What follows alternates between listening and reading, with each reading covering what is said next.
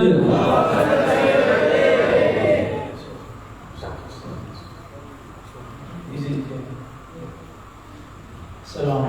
warahmatullahi wabarakatuh. Alhamdulillah an'amana bi ni'matil imani wal islam wa atammana bi ni'matil ihsan wa ja'alana al-an fi ma'had daril ihsan. Amma ba'd. Sah daril ihsan. Allahumma salli wa sallim wa barik ala sayyidina Muhammad wa ala alihi wa sahbihi wa baitihi wal mahdi khalifatihi wa sallam. Kiai Adi, para asatidz, para masyayikh, para tamu, semoga dalam ridha Allah Subhanahu wa taala. Semoga selalu sehat, afiat. Kalaupun dikasih sakit, semoga ridha. Amin. Kalau sedang diberi kebaikan, syukur berbagi. Jika diberikan kesusahan, jangan kemudian mengeluh. Ya. Kok ngambek? Ini mau ngaji akidah, fikih, tasawuf atau hadis? Tasawuf. Baik. Suatu kali Rasulullah sallallahu alaihi wasallam didatangi seseorang dan dia bertanya, wahai Rasulullah, inna syara'i al-Islam qad kasurat alayya. Syariat Islam sudah terlalu banyak yang saya dengar. Bingung memulai dari mana. Tolong tunjukkan aku amalan yang mencakup semua itu. Lalu baginda Rasulullah SAW mengatakan, la yazalu lisanuka rataban bidzikrillah. Jika syariat Islam terlalu banyak bagimu, ilmumu sudah kebanyakan, lalu kamu bingung mulai dari mana, maka ketahuilah amal yang paling mencakup semuanya, tujuan dari amalan itu cuma satu, zikrullah. Maka kemudian Nabi mengatakan, la yazalu lisanuka ratban bi dzikrillah. Lisanmu senantiasa basah, tergerak untuk menyebut-nyebut nama Allah. Lisan itu ada dua, ada lisan zahir, ini dia. Ada lisan batin, lisan qalbu. Tujuan dari lisan ini supaya lisan yang di qalbu ikut berzikir. Duluan mana yang berzikir? Qalbu atau lisan? Qalbu. Itu mukmin namanya. Tapi kalau duluan lisan, itu namanya munafik. Imam Ghazali ditanya muridnya mengenai tingkatan orang baca zikir. Apa kata beliau? Tingkatan pertama, lidah membaca, hati melayang. Benar ya? Baca la ilaha illallah, pikiran kemana-mana. Benar. Itu sebenarnya sudah munafik kecil itu. Karena idza hadatsa kadzaba. Kalau dia berbicara, dia bohong. Dia mengatakan la ilaha illallah tapi qalbunya melayang-layang. Maka itu munafik kecil. Nifaq sughra. Munafik kecil, itu berbahaya kalau dibiarin. Ya. Oleh karena itu, kalau baca la ilaha illallah harus bersamaan qalbu dengan lidah. Bahkan mulai dari qalbu. Saya lihat ini ada foto Syekh Fadil ya, Said Fadil. Pernah menginjakkan kaki di sini? Ya? Pernah ya? Beliau zuriat Syekh Abdul Qadir Jilani dan yang menyelamatkan karya-karya Syekh Abdul Qadir Jilani, ya, salah satu pemegang sanad kitab-kitab beliau lah ya. Syekh Abdul Qadir Jilani itu keturunan Sayyidina Ali. Jadi beliau Sayyid juga. Maka disebut Sayyidi Syekh atau Sidi Syekh. Dan ajaran beliau yang paling dikenal adalah ajalan la ilaha illallah, baik zikirnya keras ataupun lembut. Maka sekarang dimanapun di dunia, kalau ada orang zikirnya sedikit keras, la ilaha illallah, itu pasti murid-murid daripada orang yang bersanad bersilsilah kepada Syekh Abdul Qadir Al-Jilani. Ya. Syekh Abdul Qadir Al-Jilani mengajarkan kalau baca la ilaha illallah supaya sesuai qalbu dengan lisan, maka ada pemaknaannya. La ilaha itu nafi, menolak selain Allah. Illallah hanya menerima Allah semata. Ya. Duluan mana? Menolak atau menerima? Coba buka ayat kursi. Allahu la ilaha illahu. Allah dulu baru la ilaha illahu. Allah itu isbat, kita tetapkan dulu nama Allah di qalbu, baru baca la ilaha.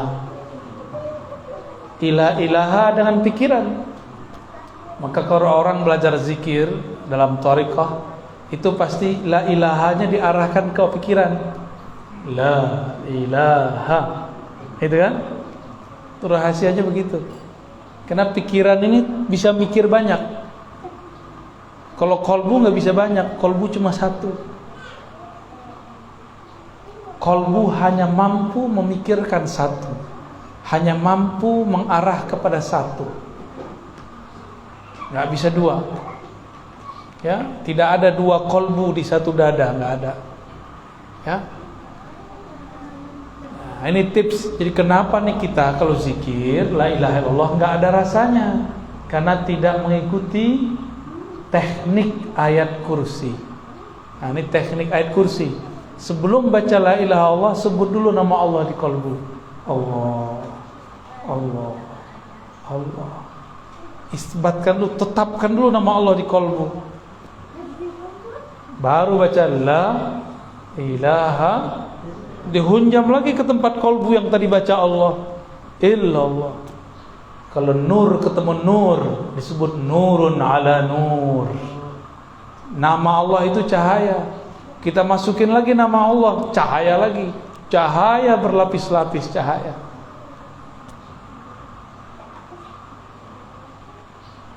Kira-kira begitu. Ini tips supaya berangkat dari zikir munafik menjadi zikir mukmin. Zikir munafik jadi zikir mukmin. Ya. Qalbu ini terganggu kalau mata melihat. Maka kalau zikir, kata Nabi, ghammid ainaik, wahai Ali, pejamkan matamu. Jadi kalau zikir, mau subhanallah, mau alhamdulillah, mau Allahu akbar, apalagi la ilaha illallah, pejam mata ya. Ustaz, Buya, Syekh, saya kalau zikir pejam mata tambah banyak yang kelihatan. Wah, berarti belum isbat nama Allah di qalbu. Ya. Kenapa ada namanya titik-titik zikir? Untuk memfokuskan qalbu, untuk membatasi fikiran yang melayang-layang. Maka ada namanya titik-titik zikrullah. Ya, kita ini kalau jalan nggak pakai GPS, bingung mau kemana.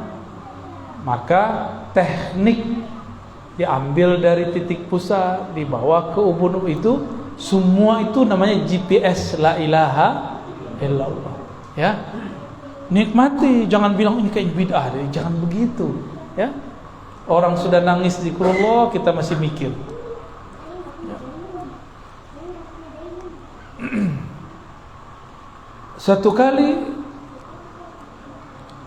Nabi bercerita, nanti kelak di akhir masa, yaitu hari kiamat, pada masa hisab dan mizan, ada seorang hamba dalam track record hidupnya tidak pernah berbuat baik secara zahir. Ketika dihisab, semua laporannya disebut sijilat, lembaran-lembaran laporannya, semuanya maksiat, maksiat, maksiat, maksiat, maksiat. Akhirnya ketika mau ditimbang, apanya yang mau ditimbang? Semuanya maksiat. Sepanjang mata memandang laporan, semuanya maksiat. Pohon lapor, dia maksiat. Binatang lapor, dia maksiat. Malaikat lapor, dia maksiat. Tanah lapor, dia maksiat. Dia diam aja. Ini orang diam aja. Di dalam hatinya menyimpan satu rahasia. Ya. Malaikat azab dalam hadis Imam Baihaqi dan Imam Tirmizi, dua riwayat ya, menyebutkan bahwa malaikat azab kemudian menarik dia untuk diseret masuk neraka. Maka dirantailah orang ini dengan rantai yang sudah disiapkan oleh malaikat azab. Tapi belum rantainya itu sampai, tiba-tiba Allah berkalam, wahai malaikatku yang sedang bertugas, ada satu hal yang belum kalian periksa, satu hal yang belum kalian timbang. Apa itu? Bedah isi dadanya, bedah isi kolbunya. Lalu malaikat pun membedah kolbunya, dikeluarkan ternyata jantungnya berdenyut menyebut nama Allah, Allah, Allah, Allah. Begitu. Di riwayat Imam Tirmizi, itu jantungnya, kolbunya membaca la ilaha illallah, dan itu tertulis, ada nur di dalam kolbunya. Apa kata Allah? Tuh, catat, timbang. Dicatat oleh malaikat, ditimbang. Bahkan di riwayat itu dikatakan kolbunya diambil, jantungnya diambil, lalu langsung timbang. Apa yang terjadi?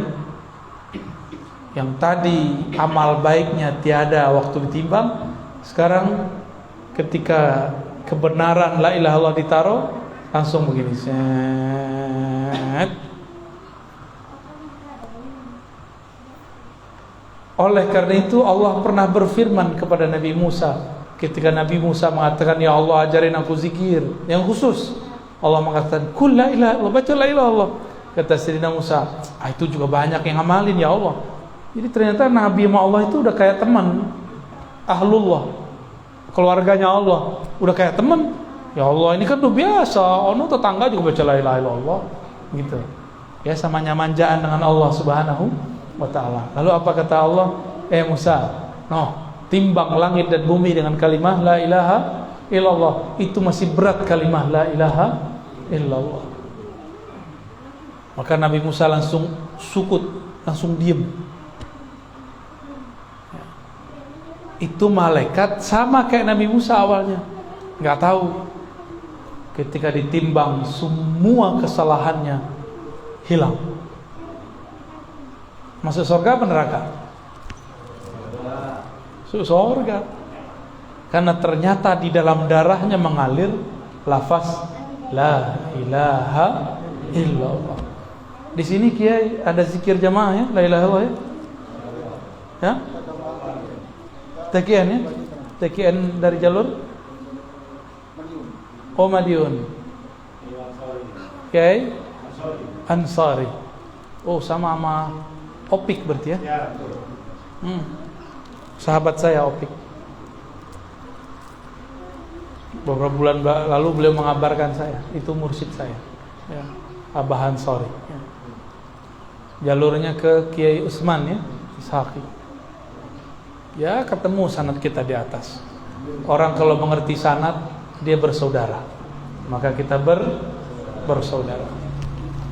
Ketemu di Syekh Ahmad Khatib Sambas, ketemu di Syekh Nawawi Al-Bantani ya, ketemu di Syekh Maulana Khalil Bangkalan, ketemu di Syekh Hashim Asy'ari, ketemu. Jadi ahlul ilmi, orang-orang yang berilmu, mengerti sanad, mengerti silsilah, dia bersaudara. Orang bersaudara ya tekar-tekar dikit ya diislah ya, nggak boleh dipanas-panasin. Anak-anak ini dia biarin dengar aja, kalaupun dia berisik, dia belum ngerti apa yang kita omongin ya, gak apa-apa. Nanti mereka dapat berkahnya. Saya kan dulu kayak mereka Ya. Bengong, ini ngomong apa sih? Tapi dengerin aja. Tapi sekarang saya paham yang diomongin orang dulu. Ya. Umur berapa deh? Lupa umurnya. Hah? 12. Saya umur 12 sudah belajar Thariqat Samaniyah. Ya, sudah tahlil udah hilang. Kalau tahlil saya nggak ada lagi sama badan saya. Seumur dia nih. Thariqat Samaniyah, Qadiriyah, Khalwatiyah. Thariqatnya Abah Guru Sekumpul. Ya. Ketemu sanadnya nanti di Syekh Abdul Somad dan Syekh Arsyad Al-Banjari. Abdul Somad Palembani, Syekh Arsyad Banjari. Ketemu lagi di atasnya Syekh Muhammad bin Abdul Karim As-Samani, ya, Al-Madani di Madinah. Seumur ini Pak. Saya bilang ke bapak saya, jadi bapak saya itu nyimpan buku-buku tasawuf, buku akidah, buku-buku unik lah. Disimpan di suatu lemari. Bapak saya bilang, jangan baca buku ini. Kalau cowok-cowok yang penasaran kayak saya dilarang begitu gimana? Coba-coba, kepo. Saya carilah itu kunci. Ketemu. Kita buka kuncinya. Dulu saya hobi baca komik. Jadi seumuran kalian saya baca komik. Tapi saya bosan baca komik. Ini komik apa aja dulu saya baca. Jadi kalau ada anak-anak senang komik, itu bagus. Ya. Tapi harus diarahin. Dari komik saya berpindah kepada buku kisah para sahabat. Saya masih ingat kalau saya punya buku kisah Sayyidina Ali dan Sayyidina Khalid. Itu buku tebal. Lalu ada kisah-kisah para nabi. Ada 100 nabi.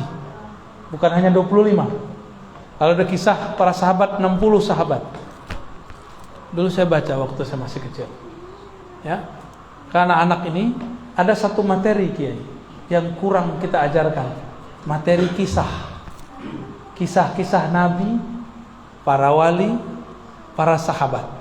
Ini wajib diajarkan. Karena salah satu metode Qur'ani adalah metode qasas. Waqsusil qasasa.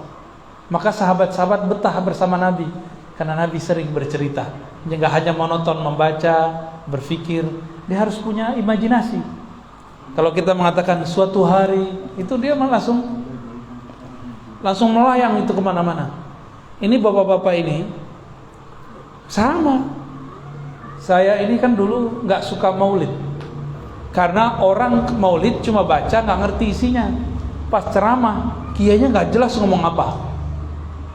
Terus sekali saya ketemu ada kiai, ketika dia maulid, dia berkisah. Wah ini yang benar nih, yang berkisah.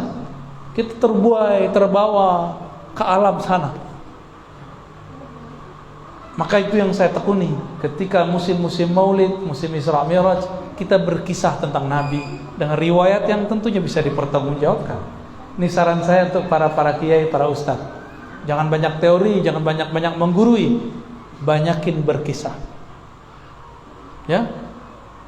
Jangan langsung, ayo sholat, jangan judi mulu, ya. Itu namanya menggurui. Ya.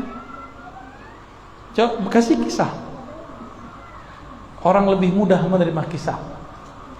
Coba tandain khutbah Jumat yang dimulai dengan kisah, kita tidak tidur. Tapi kalau khutbah Jumat dimulai, marilah kita, kita adalah kita. Alah capek, kitanya udah 50 kali di pembukaan. Telinga kita kan bosan dengerin kita tidur aja lah. Tidurlah kita. Ya, maka saya menghimbau sesama dai, sesama muallim, sesama guru, kalau khutbah mari berkisah. Ya. Jangan marah-marah mulu kalau khutbah ya. Hiburlah kalbu murid. Kata Imam Junaid, al-qasasu jundun min junudillah. Kisah-kisah itu adalah tentara dari tentara-tentara Allah. Itu tentara Allah gua hanya virus doang. Tentara Allah juga kisah. Maka berkisahlah. Yang sudah jadi guru dalam seminggu itu kalau perlu ada 3 kali berkisah. Maka antum akan jadi guru yang dirindui murid. Cobain.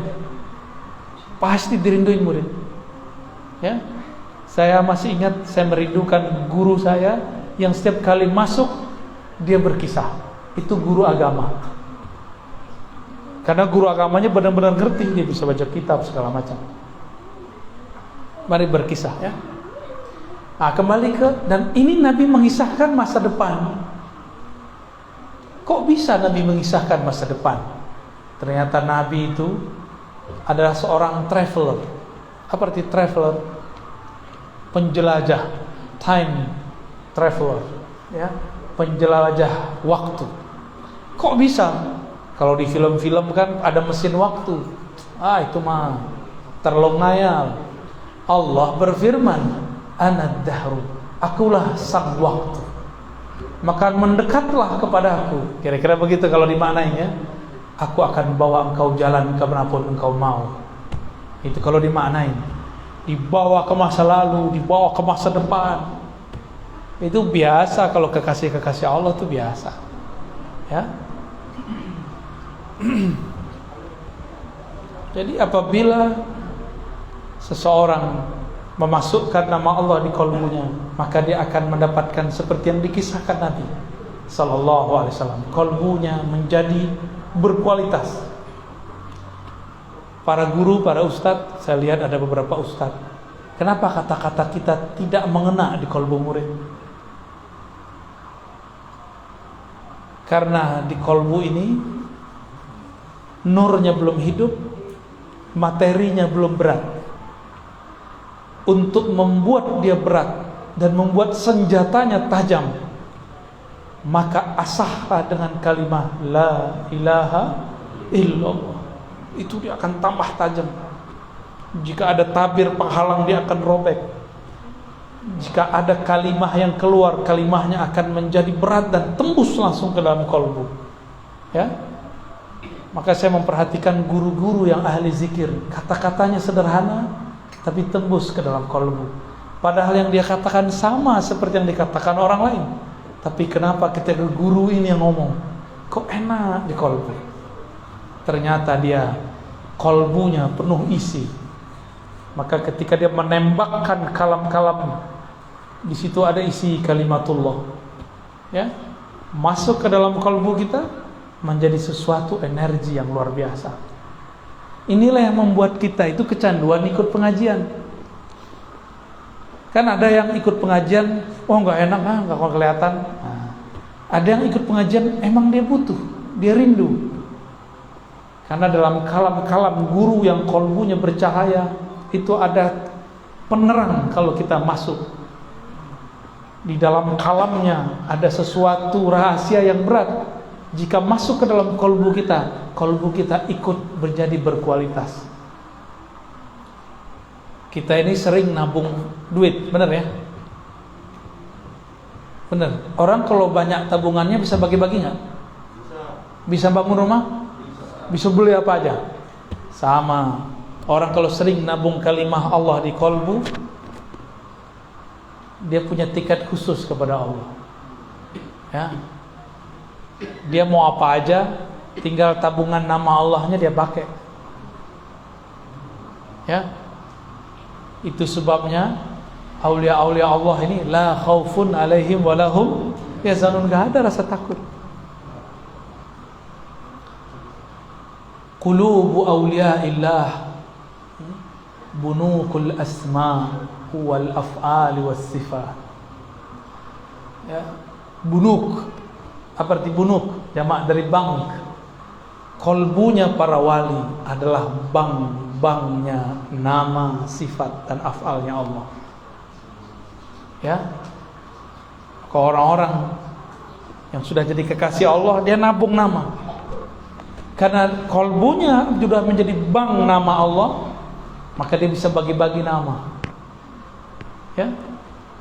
Bahkan ada yang lebih dari sekedar bank, dia menjadi seperti orang-orang yang kaya yang sudah bingung duitnya mau diapain, dia bagi-bagi aja. Distributor, terus dibagi ke siapa aja.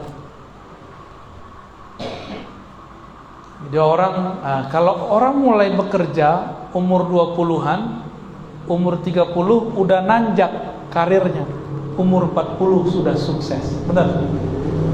Udah mapan. Udah mapan biasanya. kalau dia kerjanya umur 20. Kalau dia mulai kerja sebelum umur 20, umur 30 sudah mapan. Sama orang yang melatih kolbunya sebelum dia dewasa, belum dia tua, dia sudah matang. Itulah Sayyidina Ali. Sayyidina Ali umur 8 tahun sudah dimasukkan nama Allah dalam kolbunya. Maka ketika beliau masih sangat muda belia, beliau sudah menjadi gurunya para sahabat. Dan Nabi mengatakan, Ana madinatul ilmi wa aliyun babuha. Aku kota ilmu, gudang ilmu, sumber ilmu. Kalau mau masuk lewat Ali, Alilah pintuku. Maka tidak ada sekarang thariqah kecuali lewat Sayyidina Ali. Hatta thariqah Naqsyabandiyah lewat Sayyidina Abu Bakar, tapi juga lewat Sayyidina Ali. Sanad sahihnya lewat Sayyidina Ali, sanad ruhaninya lewat Sayyidina Abu Bakar. Karena kalau pakai sanad Sayyidina Abu Bakar ada riwayat, 3 riwayat terputus secara jasad, tapi terhubung secara rohani. Namun kalau lewat Sayyidina Ali ada 2 cabang dan dua-duanya muttasil, nyambung. Ya, kalau dalam ilmu hadis terputus lemah, tapi dalam ilmu tasawuf jika nyambung secara rohani dia tidak lemah, malah tambah kuat. Ditambah sanad yang tersambung kepada Sayyidina Ali. Inilah beruntungnya kita. Jadi Bapak Ibu, ini rahasia kita aja ya, walaupun ada yang rekamnya. Ahlus sunnah itu jangankan ilmu yang besar, Al-Quran yang banyak itu ayatnya, satu kalimah la ilaha illallah aja ada sanadnya. Satu kalimah la ilaha illallah ada sanadnya. Bahkan dipecah kalimah huwa itu ada sanadnya. Hu Allah ada sanadnya. Zikir hayy ya hayyu ya qayyum itu ada sanadnya semua. Apalagi Quran, apalagi sholat, apalagi ilmu ma'rifat, bersanad semua. Nggak ada yang bersanad kita. Saya jenggot aja ada sanadnya nih Pak. Kenapa saya berjenggot sedikit Pak? Nggak sepanjang Bapak itu ya. Sepanjang Bapak itu jenggot saya jadi ke timur, la syarqiyah wala gharbiyah dia. Nggak ke timur ke barat, nggak jelas ya. Susah bisa punya serapi itu tuh ya. Ini jenggot saya pertahankan karena dulu kita dalam ijazah guru saya jarang berjenggot. Tapi giliran mau muridkan hadis jenggot, beliau panjangkan sedikit. Karena ada namanya ijazah al-musalsal bi qabdil lihyah. Ijazah hadis sebagaimana dulu Nabi pernah memegang jenggotnya. Lalu Nabi ngomong. Maka guru saya menyampaikan hadis itu sambil megang jenggotnya, walaupun cuma jenggotnya dikit. Itu ada sanadnya. Nanti minta ke guru Jailani. Ya. Setelah Abuya Ahmad Syarwani ya, wafat, itu salah satu pemegang sanadnya adalah guru Jailani. Minta ke sana, sanad musalsal namanya. Mohon diagendakan Ustaz. Beliau ini terlalu tawadhu, nggak mau pamer-pamer sanad. Ya, saya baru ngambil sanadnya. Mungkin saya yang pertama ngambil sanad dari luar ya. Dan saya deklarasikan diri saya murid beliau. Ya, tolong diterima saya jadi murid Pak Kiai. Saya ngomong begitu. Ya. Dan itu tidak membuat diri saya hina. Jadi kita kalau jadi murid orang justru itu menambah kemuliaan rohani. Kalau sebagian orang kan gengsi, masih muda gitu. Itu nggak sopan tuh ngomong begitu ya. Jadi jenggot ini ada sanadnya nih Pak.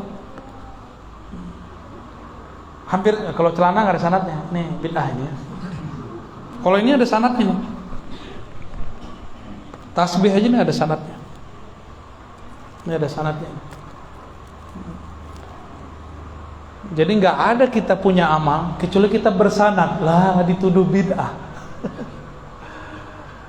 Dia bilang wirid pagi sore kita bid'ah. Dia bilang zikir ba'da sholat kita tahlil kita bid'ah. Kan lucu. Nabi ngomong syariat Islam yang paling mudah kamu kerjakan la yazalu lisanuka ratban bi dzikrillah. Lisanmu senantiasa sibuk basah menyebut nama Allah.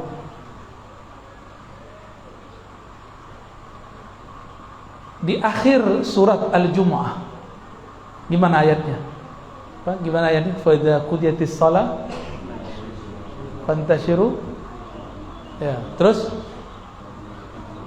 ya, kawan kita pakai ayat itu dalil untuk membatalkan zikir ba'da salat. Kan kacau itu, Pak.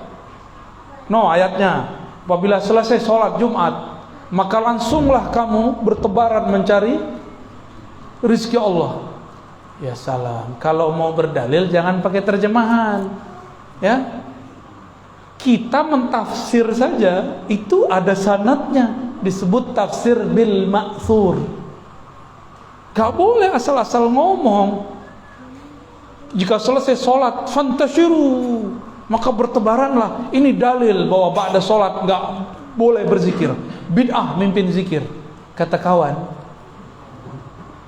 kita tanya sama dia, boleh gak mentakwil, mentaksir dengan ra'yu dan akal pikiran? Oh gak boleh. Kita tanya balik, kamu tahu tafsir itu dari mana? Oh itu dari teksnya. Berarti dia pakai akal-akalan. Yang ngerti makna ayat ini siapa? Rasulullah Sallallahu Alaihi Wasallam. Rasulullah pada salat Jumat langsung bertebaran atau zikir dulu? Zikir dulu. Tapi ada dua riwayat yang berbeda. Sayyidah Aisyah punya riwayat, beliau tinggal di rumah. Kata Sayyidah Aisyah, Nabi kalau ba'da salat baca istighfar, lalu Allahumma anta salam dan balik. Kata Sayyidah Aisyah.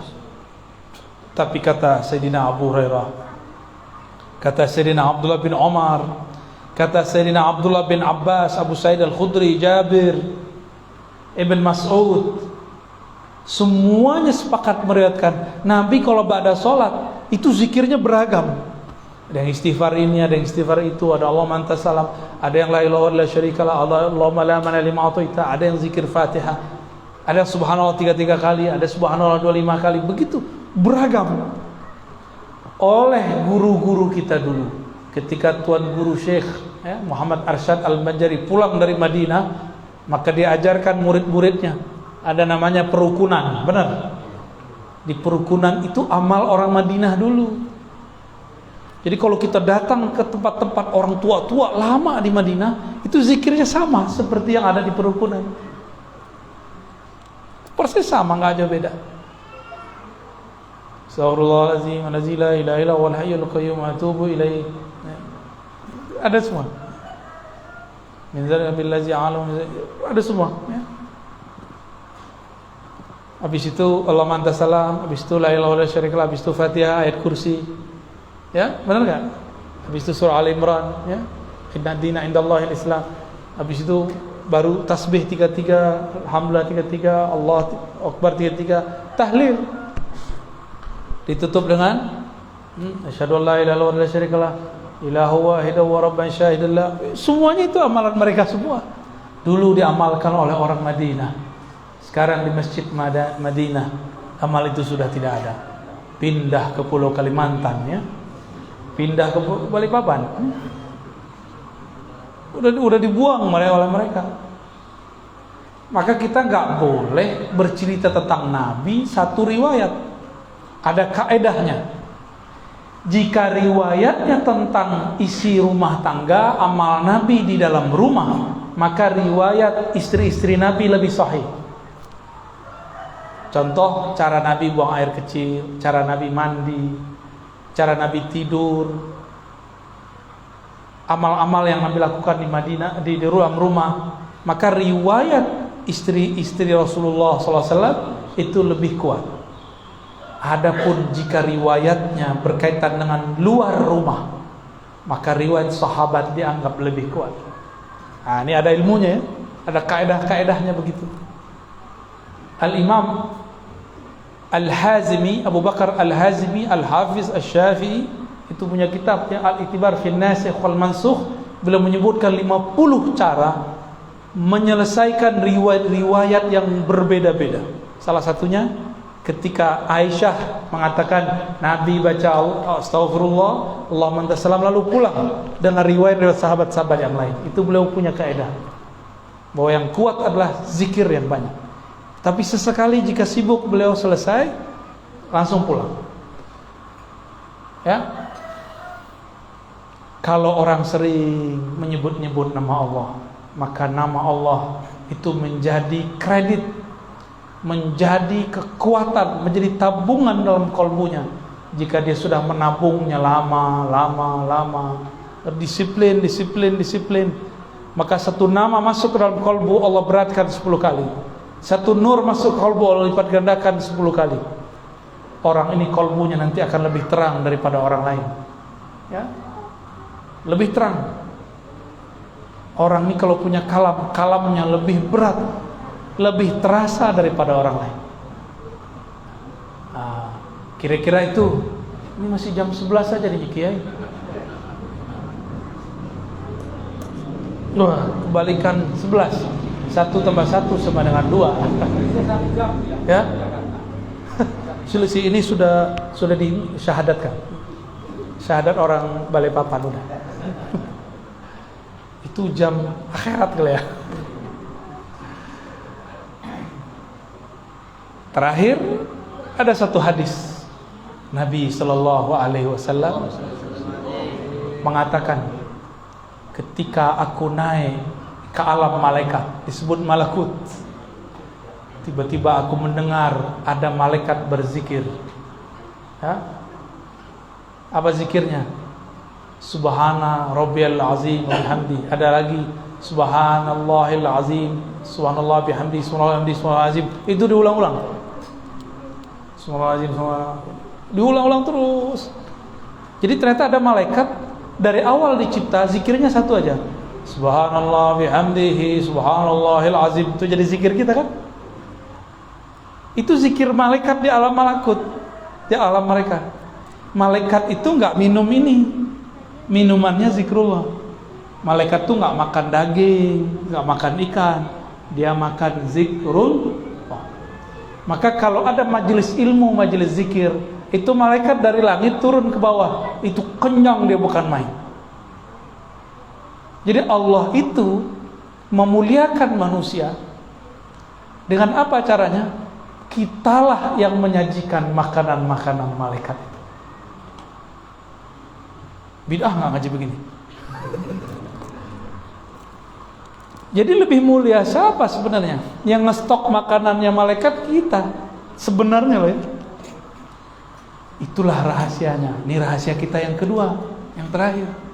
Kenapa rumah wali-wali Allah senantiasa didatangi, dikelilingi malaikat? Karena mereka dapat sajian terus di situ. Sebagaimana Sayyidina Ibrahim, setiap kali ada tamu datang dia buatkan makanan. Dia lupa kalau yang datang, karena saking asiknya. Beliau ini hore, kalau ada tamu, beliau girang sekali masak untuk tamu. Kalau kita kan, datang lagi nih, wah beban lagi nih, gitu ya. Nabi Ibrahim bukan orang kaya, tapi beliau menyediakan beberapa ternak. Kalau ada tamu datang, dia gulai, dia kubuliin, kira-kira gitu loh saran ya. Beliau langsung masak dengan tangannya. Ternyata satu kali yang datang 3 orang itu bukanlah manusia. Sudah dihidangkan nasi, makan, kebuli, kira-kira begitu. Nggak disentuh. Malaikat minat nggak sama nasi? Minat nggak sama gandum? Minat nggak sama daging? Sama janda aja dia nggak minat. Sama gadis aja dia nggak minat. Itu malaikat. Kalau kita mah minat-minat aja kan. Karena kita bukan malaikat. Karena belum asik. Di situ belum sadar. Jadi rutinitas kita kadang membuat kita terhalang daripada memandang rahasia-rahasia. Maka saya apresiasi siang-siang bolong begini, jam kerja masih pada datang ke majelis ya. Gak ngantuk-ngantuk lagi, tidur lagi ya. Aji, itu ruh antum tuh yang bawa sini tuh. Ya. Kalau ngeruhnya nggak hidup, nggak mungkin datang siang-siang begini. Kalau orang yang akalnya lebih kuat dia ngomong, ngapain sih siang-siang bolong ngaji? Ini yang punya Darul Ihsan ini aneh nih. Pasti gitu ngomongnya. Ya, saya sibuk, enakan tidur kan jam segini. Habis makan enakan tiduran ya. Ya, molor. Enakan rebahan. Ya. Tapi ruh kita mengajak yang lain. Nah, orang-orang seperti ini didatangi malaikat. Ini amalan Nabi, amalan malaikat. Malaikat mau tugas mau menghancurkan kaum Bani Lut.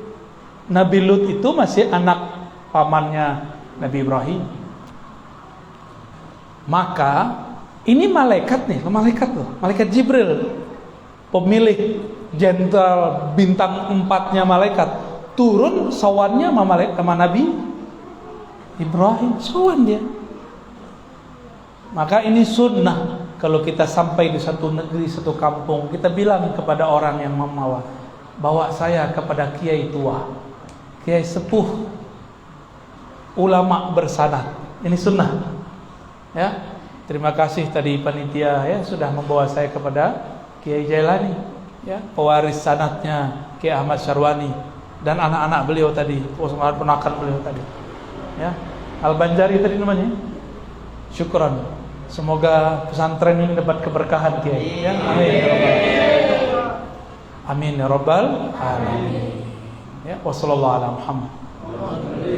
Silakan kalau ada, silakan dipilih Kiai.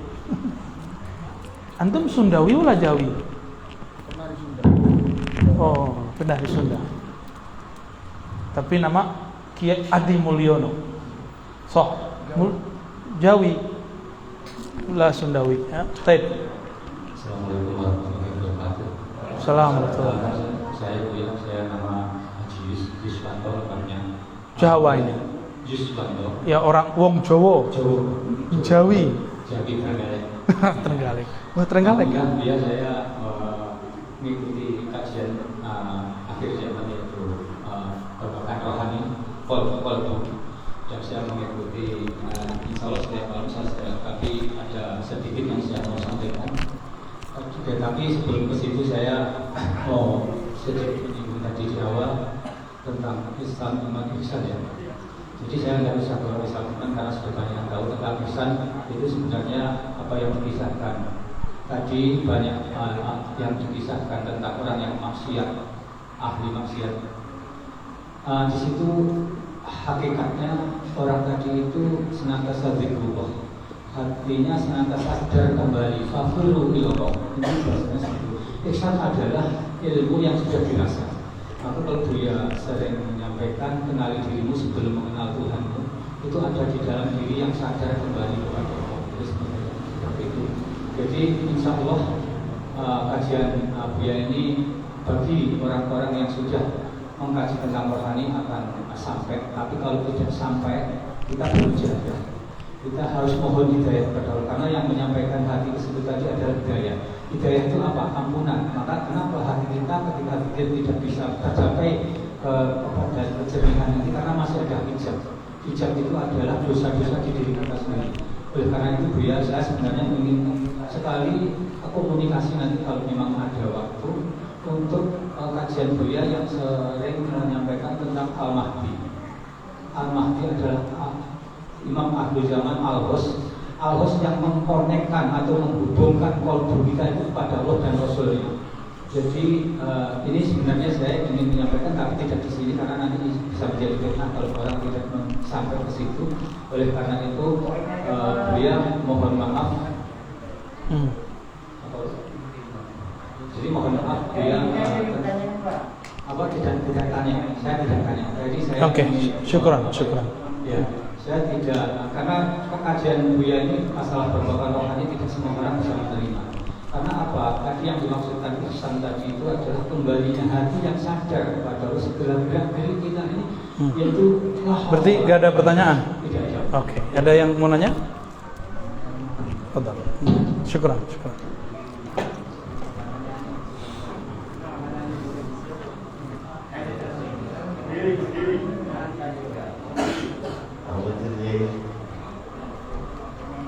Assalamualaikum warahmatullahi wabarakatuh. Assalamualaikum. Perkenalkan nama saya Tajam, tampan yang tidak lagi membujang. supaya nggak takut ya. Ini pasti NU ini. Kamu jadi mohon maaf nggak bisa maju ke depan karena ada kiai saya di depan saya, jadi saya nggak ke belakang. Tapi perkenalkan, saya di NU jabatannya banyak Bu ya. Jadi salah satunya ya bagian penghibur di hati-hati yang gelisah. Tadi banyak yang gelisah Bu ya. Baik, saya tidak bertanya tapi mohon doa restu dan dukungannya, terutama barokah dari Abuya Dr. Ar-Razi Hashim dan juga terutama guru-guru kita yang hadir di majelis taklim yang penuh barokah ini. Dan juga saya secara pribadi bangga sebagai orang awak, jadi gini ada darah Minangnya juga. Dan alhamdulillah istri saya asli orang awak, orang Solo, Panyalaya. Jadi alhamdulillah ada orang awak yang ganteng, ilmunya berbobot, sanadnya sampai kepada baginda Nabi Muhammad SAW. Baik, minta doa restunya karena tadi perjalanan ketika saya menjemput saudara saya Pak Haji Jainuddin, saya ditelepon ketua RT 10 bahwa ini adalah klimaks bahwa akan diadakan rapat besar dua warga RT 10 dan RT 11 di mana Masjid Babus Salam di bawah naungan Kelurahan Gunung Samarinda itu akan dikembalikan amaliyahnya ke amaliyah Nahdlatul Ulama. Allahumma sholli ala sayyidina Muhammad. Karena terus terang Masjid Babus Salam itu adalah masjid saya kecil 35 tahun dikuasai oleh Wahabi, tapi ketua yang pertama masih dapat merangkul, jadi tidak ada gesekan. Baru-baru ini ketua yang pertama wafat dan diganti oleh pemahaman yang luar biasa kerasnya dan melarang warga-warga untuk yasinan dan sebagainya. Maka warga Nahdliyin di sekitar Masjid Babus Salam tersebut berontak.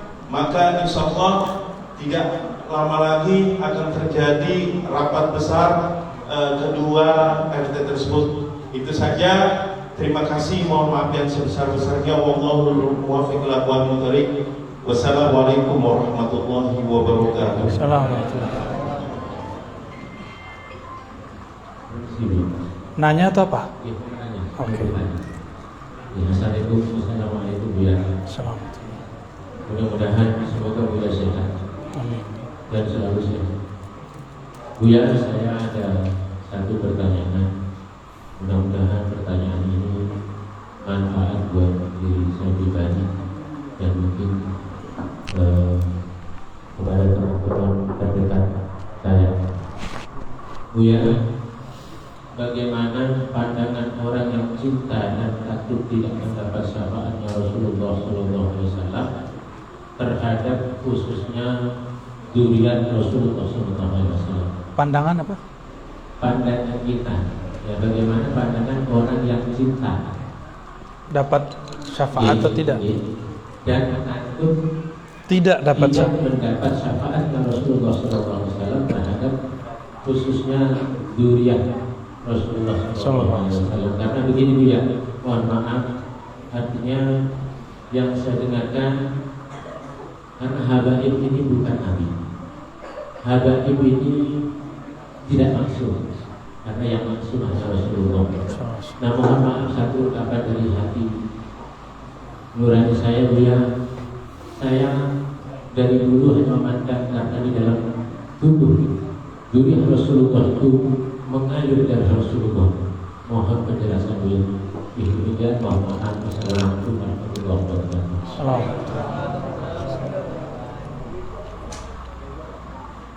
Nabi memerintahkan ahibbu ahla baiti hubban li.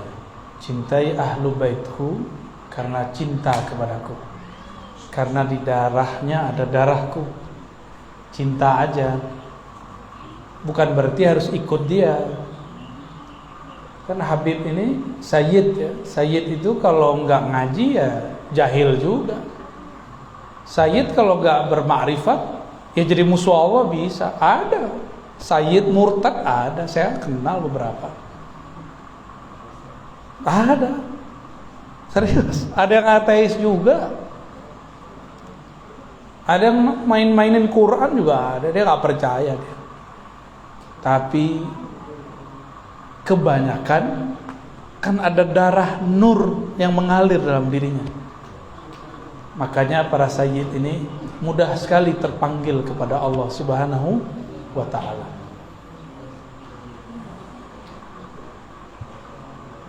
Zuriat Nabi itu ada dua jenis. Ada jenis nasabi, ada tiga ya. Tiga jenis, nasabi, ilmi, satu lagi ruh. Tiga. Nasab jasad, nasab ilmu, ada nasab ruh. Kalau nasab darah, ya jadi sayyid, lahirnya jadi sayyid. Kita yang bukan As-Segaf, yang bukan Al-Aidrus, bukan Al-Haddad ya, bukan Bazar'a, bukan form itu jangan coba-coba. Bukan Al-Hamid, jangan coba-coba pakai itu.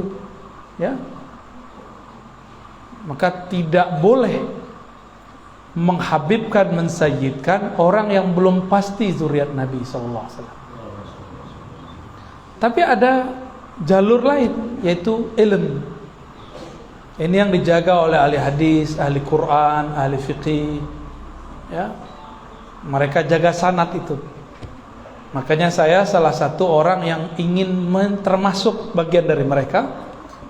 Setiap masuk satu negeri, jika panitianya mengerti maksud saya, pasti dihantar ke guru tua yang bersanad. Ya, biar kita ambil silsilah ilmunya dari fulan, dari fulan, dari fulan, dari fulan.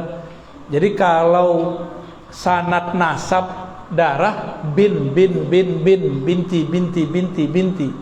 Kalau ini an dari fulan dari Rasulullah sallallahu alaihi wasallam. Ada satu lagi, ruh. Kalau ruh ini langsung Rasulullah. Itulah yang disebut wali, kutub, wali abdal. Ruh langsung ke Rasul.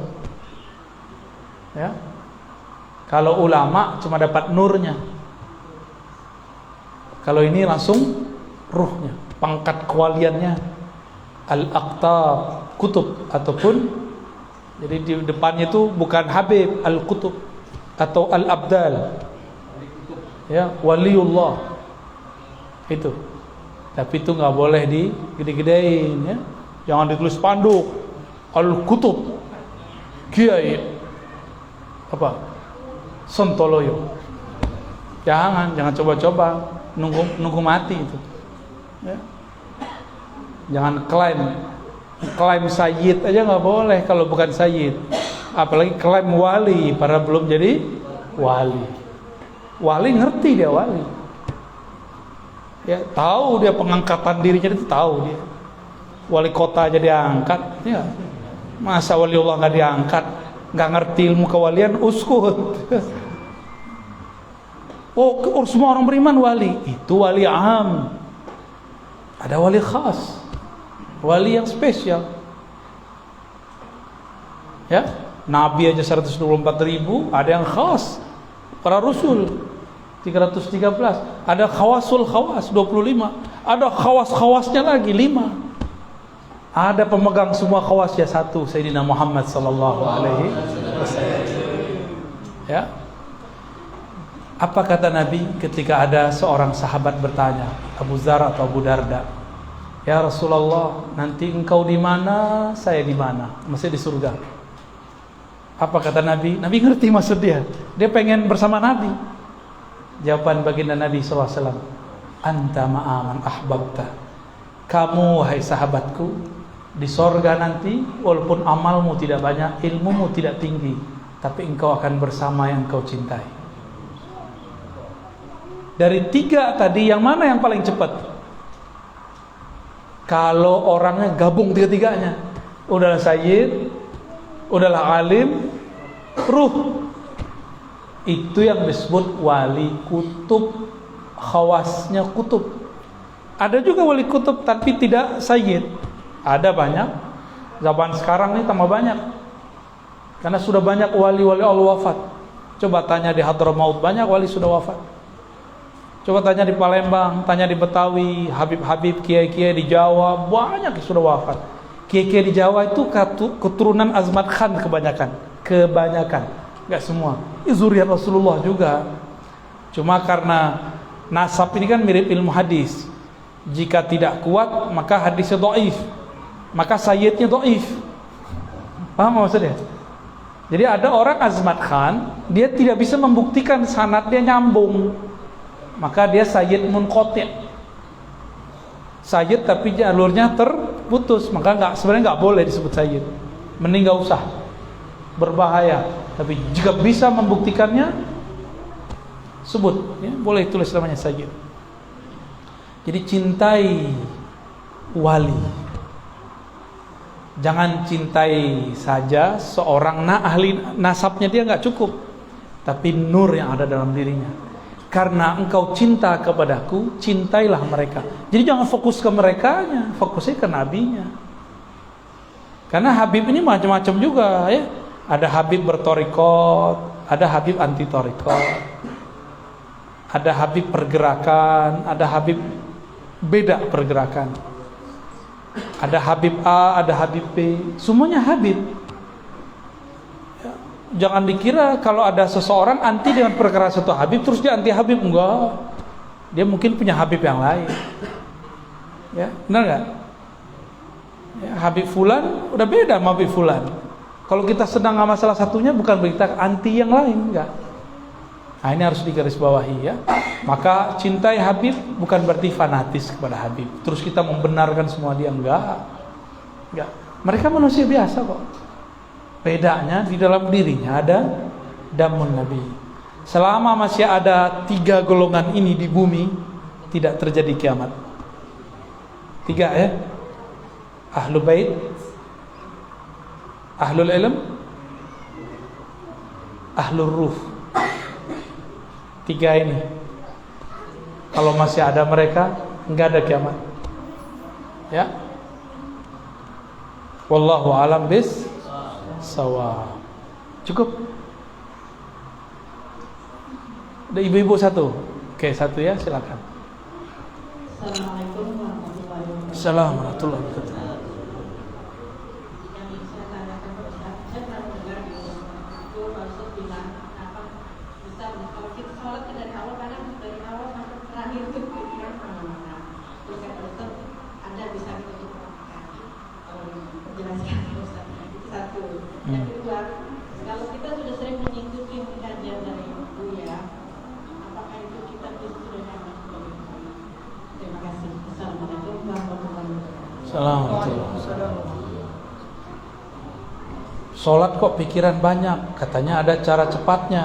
Ya, cara cepatnya sebelum sholat ingat-ingat dulu kita mau nyembah siapa. Kenali dulu dia, kita mau nyembah siapa. Kalau kita kenal dengan yang akan disembah, langsung gemeteran di dalam. Karena kita nggak kenal siapa yang kita sembah, maka kita banyak pikiran. Siapa ya? Siapa aja banyak yang datang.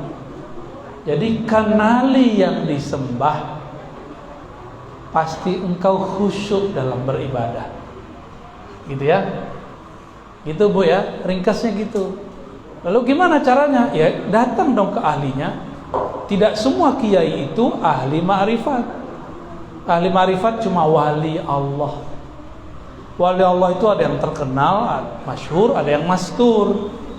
Pintar-pintarlah mencari. Karena kita tidak mengerti, tanyalah kepada Allah. Sholatlah istikharah, sholat hajatlah, nanti Allah kasih unjuk. Ya, bertanya kepada yang alim. Kalau enggak ntar sholat khusyuk dikira menerjemah. Ya, ada kawan saya punya orang tua kapok ikut pengajian. Orang tuanya trauma ikut pengajian, ikut kursus, ikut daurah. Kenapa? si ustadz mengatakan sholat khusyuk itu harus tahu arti yang dibaca. Kata si bapak aki-aki ini, saya ini bukan anak pesantren, disuruh nerjemah, kacau otaknya. Ya, susah amat khusyuk. Khusyuk itu bukan ngerti terjemahan. Khusyuk itu mengerti siapa yang disembah. Paham? Ya. Mengerti siapa yang disembah, bukan mengerti apa terjemahan. Kalau terjemah di otak, kalau mengenal yang disembah di dalam ruh, di dalam qalbu. Ya. Yang kedua, diakui nggak jadi murid online? Iya diakui, tapi online-nya lewat YouTube ya YouTube ya. Yang penting nontonnya, ngajinya lewat channel yang diizinkan. Kan banyak juga yang motong-motong. Ya, yang saya izinkan itu sekarang ada beberapa. Ada Ribat Naurania, ada Cafe Rumi Jakarta, ada Al Badr ya. Ada beberapa saya izinkan. Saya sendiri belum punya channel pribadi. Mungkin ke depan kita buat sendiri. Ya, udah banyak request biar nggak tabrakan katanya ya. Insya Allah nanti kita buat biar lebih fokus. Insya Allah. Jadi sah sebagai murid. Karena dulu guru-guru kita kalau nggak bisa ketemu mereka kirim surat, minta ijazah kitab, ijazah ilmu, lalu dikirim. Syekh Yasin kirim surat kepada seorang syekh di India. Syekh dari India kirim surat kepada syekh di Maroko, lalu dibalas. Dulu sosial medianya surat, sekarang sosial medianya lebih mudah. Maka seharusnya berguru dan menjadi murid di zaman ini kesempatannya lebih besar. Tapi sesatnya juga lebih besar. Karena terlalu banyak guru di YouTube. Maka dia menjadi wali al-YouTubiyah, bukan wali al-Qutbiyah. Gimana Kiai, cukup? Barangkali cukup ya. Di sini banyak orang pintar ya, nanti berguru saja kepada mereka. Ya, saya cuma manas-manasin aja ya. Wassallallahu ala sayyidina Muhammad. Subhanakallahumma wa asyhadu an la ilaha illa anta astaghfiruka wa atubu ilaik. Ikuti saya baca salawat ahadiyah. Allahumma ya ahad, salli ala Ahmad. Allahumma ya ahad, salli ala Muhammad. Allahumma ya ahad, salli ala al-Mahdi khalifatika ya Allah ya ahad. Al-Fatihah.